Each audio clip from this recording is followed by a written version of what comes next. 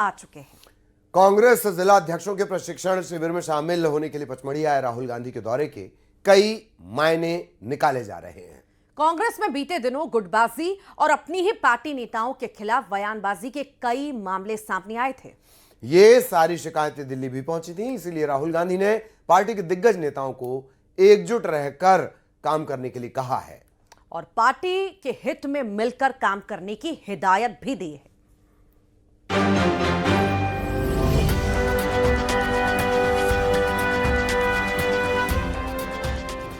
बिहार में विधानसभा चुनाव के बीच राहुल गांधी का मध्य प्रदेश दौरा इस वक्त सियासत का हॉट टॉपिक बना हुआ है। एमपी में कांग्रेस संगठन को एकजुट करने का टारगेट और 2028 विधानसभा चुनाव में जीत के इरादे से राहुल गांधी शनिवार को भोपाल होते हुए पचमढ़ी में कांग्रेस के प्रशिक्षण शिविर में पहुंचे। राहुल गांधी ने सबसे पहले जिला अध्यक्षों से मुलाकात की, उन्हें ट्रेनिंग दी और बड़े नेताओं की परिक्रमा छोड़कर जनता के बीच में जाने की नसीहत दी। एसआईआर का मुद्दा उठाते हुए वोटर लिस्ट पर काम करने की हिदायत दी और संगठन के पदाधिकारियों से जिला अध्यक्षों की हर समस्या हल करने का आदेश भी। इसके बाद राहुल गांधी ने जिला अध्यक्षों के परिजनों के साथ करीब 2.5 घंटे का वक्त बिताया और डिनर टेबल संवाद किया। बहुत अच्छा फीडबैक मिला। डिस्ट्रिक्ट प्रेसिडेंट से हमारी ट्रेनिंग हुई, काफी अच्छी ट्रेनिंग चल रही। राहुल गांधी के सामने एमपी कांग्रेस में गुटबाजी सबसे बड़ी चुनौती है। राहुल गांधी जानते हैं कि अगर मध्य प्रदेश में कांग्रेस को अपनी बंजर पड़ी सियासी जमीन पर वोटों की फसल उगानी है तो गुटबाजी को खत्म करना ही होगा। इसी मकसद से उन्होंने जीतू पटवारी, उमंग सिंघार, दिग्विजय सिंह, कमलेश्वर पटेल, अरुण यादव, हर्ष चौधरी और पॉलिटिकल अफेयर कमेटी के सदस्यों के साथ बंद कमरे में बैठक भी की। साथ ही एक बार फिर वोट चोरी का मुद्दा उठाया और हरियाणा में 25 लाख वोट चोरी होने का आरोप लगाने के बाद मध्य प्रदेश में भी इसी तरह के एक बड़े खुलासे का दावा किया। मेन मुद्दा वोट चोरी का है और एसआईआर उसको आप कवर अप करने का है और इंस्टीट्यूशनलाइज करने का सिस्टम है। सर आने वाले मध्य प्रदेश में को लेकर मतलब हमारे पास बहुत अलग अलग कोई नहीं पकड़ने वाला है, बहुत डिटेल में इंफॉर्मेशन है और वो हम रिलीज करेंगे। राहुल गांधी का पचमढ़ी दौरा, कांग्रेस जिला अध्यक्षों की ट्रेनिंग और वोट चोरी के आरोपों पर प्रदेश की सियासत गर्म है। बीजेपी जहां राहुल गांधी के आरोपों को तथ्यहीन और मीडिया में सुर्खियां बटोरने का स्टंट बता रही है, तो वहीं कांग्रेस एमपी में चल रहे एसआईआर सर्वे के बीच सतर्क रहने की अपील कर रही है और अपनी नाकामी छुपाने के लिए संवैधानिक संस्थाओं पर आक्षेप लगाते हैं। वो बिना किसी तथ्य के, बिना किसी बात के वोट चोरी की बातें करते हैं। कल कांग्रेस के नेताओं ने बड़ी बड़ी प्रेस कॉन्फ्रेंस ली। राहुल गांधी जी ने फिर बोला कि हम वोट चोरी के मामले को उजागर करेंगे, उजागर नहीं कर पा रहे राहुल गांधी जी ने, और इसी से इनकी घबराहट है जो बड़ बोले पन पे बात कर रहे हैं। मध्य प्रदेश की सियासत को समझने वाले राजनीतिक विश्लेषक और वरिष्ठ पत्रकार राहुल के दौरे को कांग्रेस की चुनावी तैयारी का आगाज बता रहे हैं।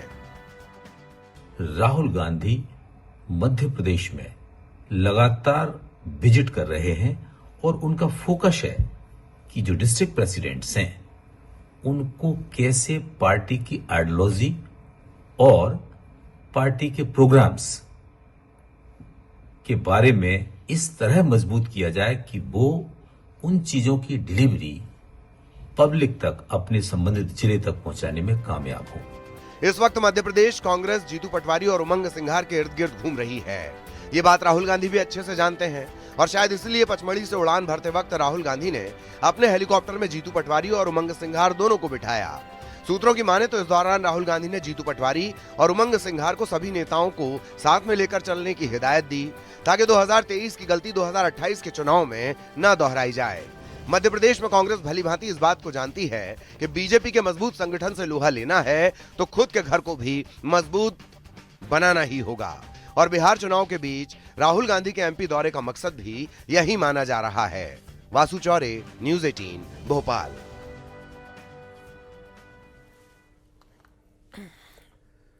कांग्रेस के प्रशिक्षण शिविर के बाद राहुल गांधी पचमढ़ी की खूबसूरत वादियों में जंगल सफारी के लिए पहुंचे। बिहार चुनाव के बीच राहुल गांधी की जंगल सफारी पर सियासी पारा हाई हो चुका है। बीजेपी ने तंज कसते हुए राहुल गांधी को लीडर ऑफ पर्यटन बता डाला तो कांग्रेस ने यह कहते हुए पलटवार किया कि राहुल गांधी की इसी खासियत से बीजेपी और संघ परेशान है।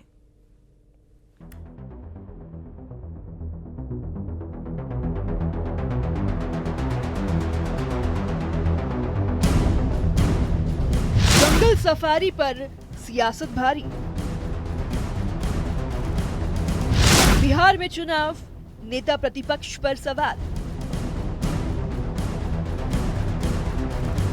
राहुल गांधी की जंगल सफारी पर क्यों बवाल? मध्य प्रदेश कांग्रेस को बूस्टअप करने पहुंचे राहुल गांधी का अब ये वीडियो काफी वायरल हो रहा है और इस वायरल वीडियो पर बीजेपी ने कई तरह के सवाल खड़े कर दिए हैं। दरअसल शनिवार को हिल स्टेशन पचमढ़ी में कांग्रेस के संगठन सृजन प्रशिक्षण शिविर में लोकसभा में नेता प्रतिपक्ष राहुल गांधी शामिल हुए थे। राहुल गांधी रविवार सुबह सतपुड़ा टाइगर रिजर्व के बाघ देखने के लिए नीमघाम में जंगल सफारी करने पहुंचे। पनार पानी गेट पर पहुंचकर वो अपने काफिले से उतरकर सुरक्षा कर्मियों के साथ जंगल में चलने वाली जिप्सी में बैठे और सफारी का आनंद लिया।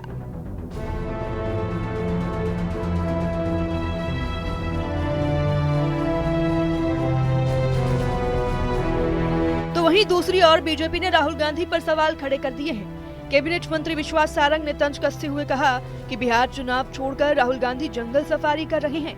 तो वहीं दूसरी ओर पीसी शर्मा का कहना है कि यही खासियत है राहुल गांधी की, जिससे बीजेपी परेशान है।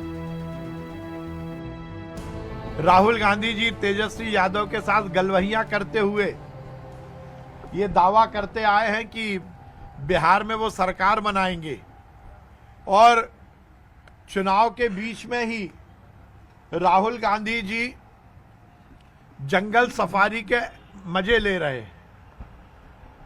कल वो पचमढ़ी में आए और जंगल सफारी में ऐशो आराम के लिए उन्होंने समय निकाल लिया।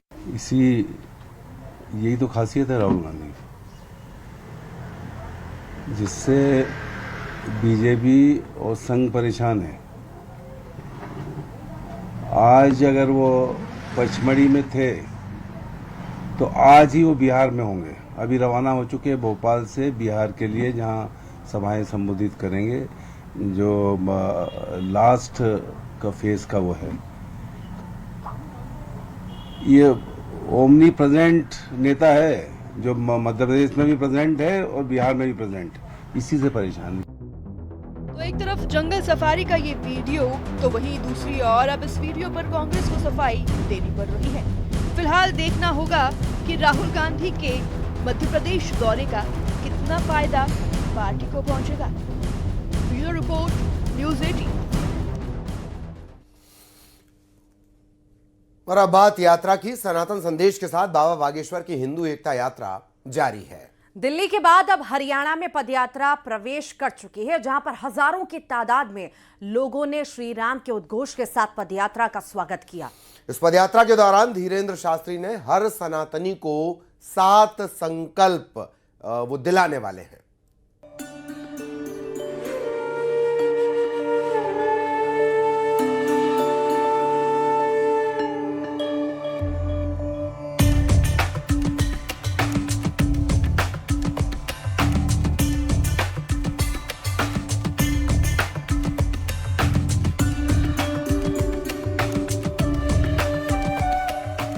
Actor Sanjay Dutt, cricketer Shikhar Dhawan, wrestler खली, केंद्रीय मंत्री मनोहर लाल खट्टर, एमपी के कैबिनेट मंत्री कैलाश विजयवर्गीय।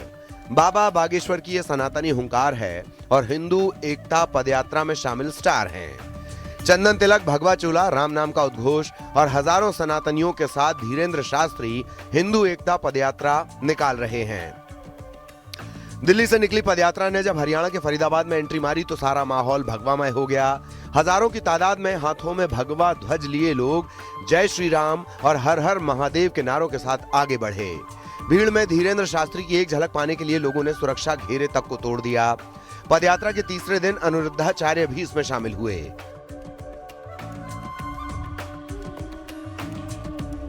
हिंदू समाज को एकजुट करने की यह मुहिम है। ये न किसी के खिलाफ है और न ही इसका कोई राजनीतिक मकसद है।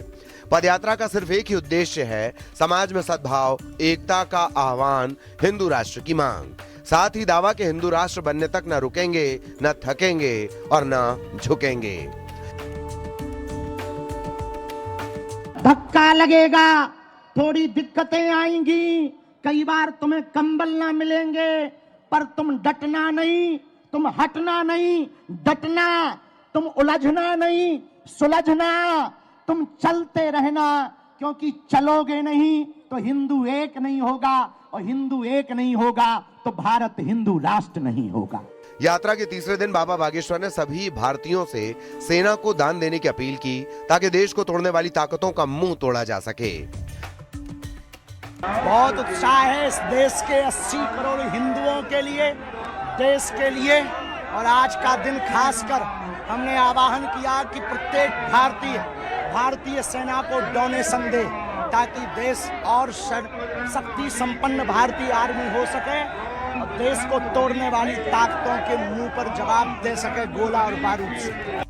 10 दिन में करीब 150 किलोमीटर का सफर, सनातन एकता का संदेश और संकल्प के 7 वचनों के साथ धीरेन्द्र शास्त्री हिंदू एकता की नई परिभाषा गढ़ने जा रहे हैं। मकसद है हिंदू राष्ट्र, हिंदू एकता, राष्ट्र प्रेम, छुआछूत भेदभाव मुक्त भारत। पदयात्रा का ये पथ भले ही सीमित हो लेकिन भाव अनंत है, जिसके जरिए बाबा बागेश्वर हर सनातनी को 7 संकल्प दिला रहे हैं। पहला संकल्प यमुना की सफाई, दूसरा संकल्प ब्रज के मंदिरों की सुरक्षा, तीसरा संकल्प सामाजिक समरसता हो, चौथा संकल्प भारत हिंदू राष्ट्र घोषित हो, 5वां संकल्प गौ माता राष्ट्र